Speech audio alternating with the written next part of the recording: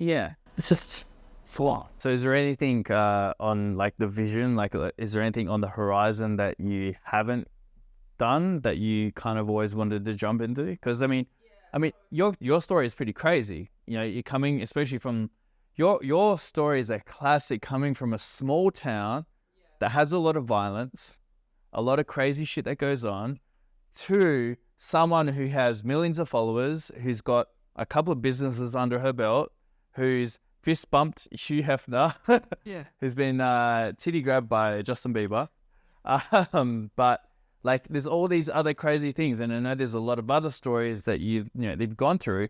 Yeah. What's on the horizon? Because you're still very young. Yeah, so that's interesting that you asked me that, because it is something that I've really, really wanted to do for 8 years. And I've been putting it off, but I've put aside the website and I've started kind of building it out and that.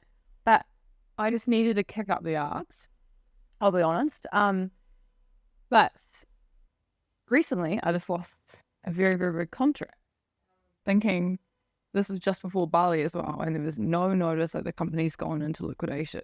Wow. So, and it's a huge company. So I feel like that was the kind of, hey, hurry up and do this, because it's something you really wanted to do. Mm-hmm. So you have to see the fans. Okay. I'd really like to write a book. I'd love to do that, actually. Mm-hmm. What would you write about? Your whole life? Yeah, I have a lot of very interesting stories. Uh-huh. As you can imagine, just based on what would be up to the life that I can't talk about. Yeah. I mean, I think you have such a great character about you, because you have told me some stories, and the people that you have been hanging out with in Bali. I won't mention the name, but I think you're a very personable person who you love to have a good time, but you're very easygoing, which I really appreciated. You doing this, because I know your schedule is extremely busy. I know you're extremely hungover. This is helping. Yeah. I can feel it going through my veins now. Yeah. Like, after this, I'm like, no, but I honestly, when I say, I want to leave my hometown and stuff at a young age and blah, blah, blah, I do really, really owe my hometown and my upbringing to who I am today, because I do think I would be a piece of shit. Like if I've been hanging out with all these big people and blah, blah, blah, blah, blah, and, been on the cover of all these magazines. But I just feel like it keeps me grounded, knowing where I grew up and stuff. And we had nothing. Like, I just really wanted to work hard to be able to support my mum. And yeah, it's just been crazy to see. She was the only person that believed it. When I told people that I was going to leave university and I installed issues and stuff to become a model, my whole family basically designed for me. And mum was like, okay, I'll give you a year.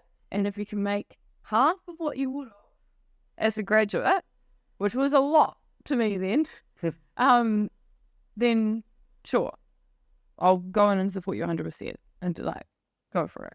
And then within the first year, I made 3 times what I would have as not just a graduate, but if I had a specialised. So after that, she was just like, but it's so funny because she obviously she lives closer, but she still lives in a small town. I'm not a city girl. Yeah. And her friends act so weird around me. She's like, it's Sarah.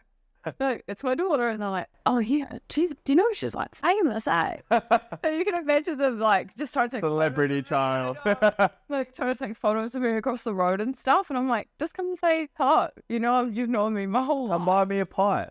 Oh my God. Do miss New Zealand pies. New Zealand pies are hands down the best pies in the world.